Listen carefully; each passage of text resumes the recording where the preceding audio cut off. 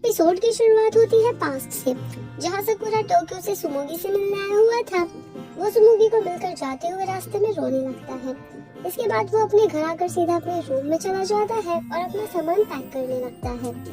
Sakura की mom उसके room में आती है और सकुरा से पूछती है कि तुम इतनी जल्दी वापस क्यों जा रहे हो। सकुरा उनसे कहता है कि कल से मेरी क्लब की एक्टिविटीज स्टार्ट हो रही है, इसलिए मुझे वापस जाना होगा। इसके बाद सकुरा अपनी मॉम से कहता है कि मेरे बारे में आप किसी को कुछ भी मत बताना। हो सकता है कि मिनाटो और सुमोगी मेरे बारे में पूछने के लिए यहाँ पर आए, लेकिन उन्हें आप मेरी कंडीशन के बारे में मत बताना। अगले सीन में हम देखते हैं कि सकुरा की मॉम सकुरा से मिलने टोक्यो आई हुई थी। वो सकुरा से पूछते हैं कि तुम्हारा फुटबॉल खेलने का सारा सामान कहाँ गया। सकुरा उनसे कहता है कि मैंने वो फेंक दिया। इसके बाद सकुरा की मॉम सकुरा को एक बुक दिखाती है और उससे कहती है कि इसमें हियरिंग इम्पेयर्ड लोगों के बारे में सब लिखा है कि वो किस तरह फुटबॉल खेल सकते हैं। ये सुनकर सकुरा अपनी हियर एड्स निकाल कर अपने कानों पर हाथ रख लेता है और अपनी मॉम से कहता है कि बार-बार हियरिंग इम्पेयर्ड बोलना बंद कीजिए, ये मैं नहीं सुनना चाहता, मैं अभी भी सुन सकता हूँ। अगले सीन में हम देखते हैं कि सकुरा अपने घर आया हुआ था। सकुरा की मॉम सकुरा को मिनाटो का आया हुआ लेटर देती है, जिसमें वो सकुरा को मिलने के लिए कहता है। सकुरा वो लेटर पढ़कर वहीं रख देता है और चुपचाप अपने रूम में चला जाता है और अपने रूम में जाने के बाद वो वहाँ रखा हुआ सारा सामान देखने लगता है।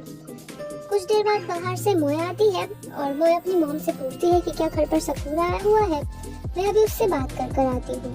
तभी सकुरा के रूम से जोर से सामान गिरने की आवाजें आने लगती हैं।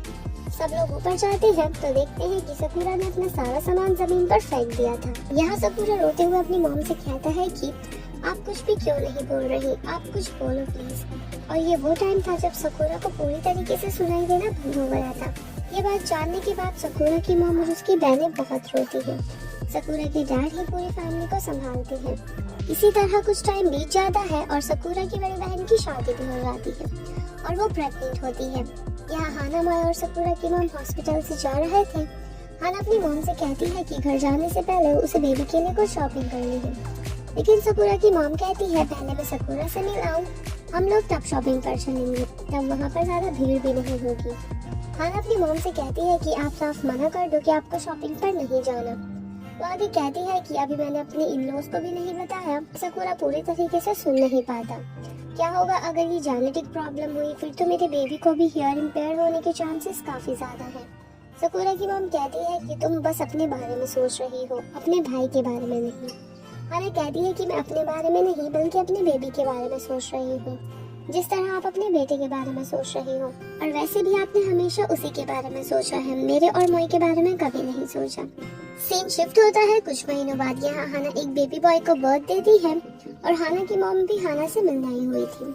हाना अपनी मॉम से कहती है कि बेबी के टेस्ट चल रहे हैं कि वो ठीक है या नहीं। तभी रूम में डॉक्टर आती है। हाना उनसे पूछती है कि क्या बेबी ठीक है, वो ठीक से सुन पा रहा है।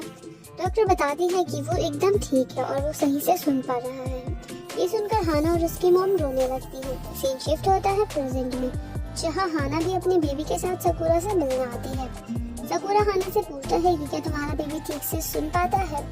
हाना बताती है कि वो एकदम ठीक है।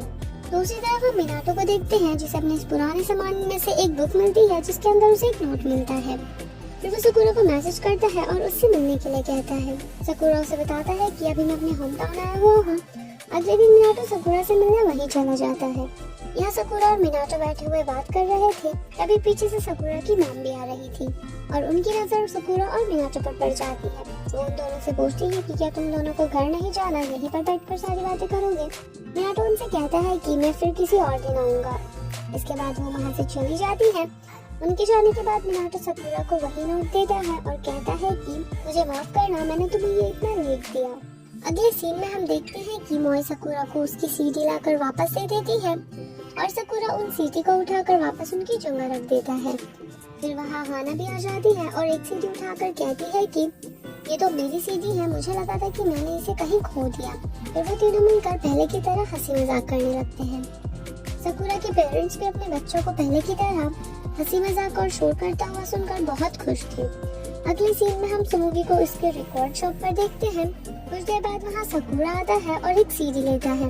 सुमोगी उससे कहती है कि ये मेरे पास है, इसलिए तुम ये मत खरीदो, बल्कि तुम मेरी वाली सीडी ले लेना। सकुरा उससे कहता है कि मैं अपने लिए खरीद रहा हूँ क्योंकि मेरे पास बस एक यही सीढ़ी नहीं थी। इसके बाद सकुरा बाहर ही सुमुगी की शिफ्ट खत्म होने का वेट करने लगता है और कुछ देर बाद वहाँ सुमुगी भी आ जाती है। यहाँ सकुरा सुमुगी को वही नोट देता है जिस पर लिखा था कि मैं बहुत खुश हूँ क्योंकि सकुरा और मेरा म्यूजिक टेस्ट सेम है। ये देखकर सुमुगी कहती है कि क्या तुम्हें ये मिनाटो ने दिया? ये मेरी बुक में था और वो बुक मैंने मिनाटो को पढ़ने के लिए दी थी। सुमुगी सकुरा से नोट वापस मांगती है लेकिन सकुरा उसे वो नहीं देता। सकुरा उससे कहता है कि मैं तुम्हें ये नोट तभी वापस दूंगा जब तुम मुझे कोई सीडी उधार दोगी। सुमुगी कहती है कि ठीक है, तुम्हारी जो मर्जी वो सीडी ले लेना, लेकिन अब मुझे ये नोट वापस दो। सकुरा उसे वो नोट वापस नहीं करता, उल्टा वो सुमुगी को परेशान करने लगता है। उधर हम बार में मिनाटो को अपने दोस्त के साथ बैठे हुए देखते हैं। कुछ देर बाद वहाँ हारुओ भी आ जाता है। कोट उतारते वक्त हारुओ की पॉकेट से मोमोनो का दिया हुआ लेटर गिर जाता है। जैसे ही मिनाटो वो लेटर उठाता है तो उस पर वो मोमोनो का नाम लिखा हुआ देखता है। मिनाटो हारुओ से पूछता है कि क्या तुम मोमोनो को जानते हो, क्योंकि सकुरा की एक दोस्त का नाम भी मोमोनो है, तो क्या तुम उसी मोमोनो के दोस्त तो नहीं हो? हारुओ कहता है कि हाँ, थोड़ा बहुत। जिस पर मिनाटो का दोस्त कहता है कि नॉर्मल दोस्त भी एक दूसरे को मैसेज कर लेते हैं, ये तो फिर भी एक लेटर है। ये सुनकर हारुओ कुछ नहीं कहता और बस हंसने लगता है। उधर हम सकुरा और सुमुगी को साथ देखते हैं, जहाँ सकुरा सुमुगी से कहता है कि आज आसमान बहुत साफ है, और फिर वो दोनों बातें करते हुए वहाँ से चले जाते हैं। यहीं पर एपिसोड एंड हो जाता है। अगर आपको वीडियो पसंद आई हो तो प्लीज लाइक करें, चैनल को सब्सक्राइब करें और बेल आइकन दबाना मत भूलिए।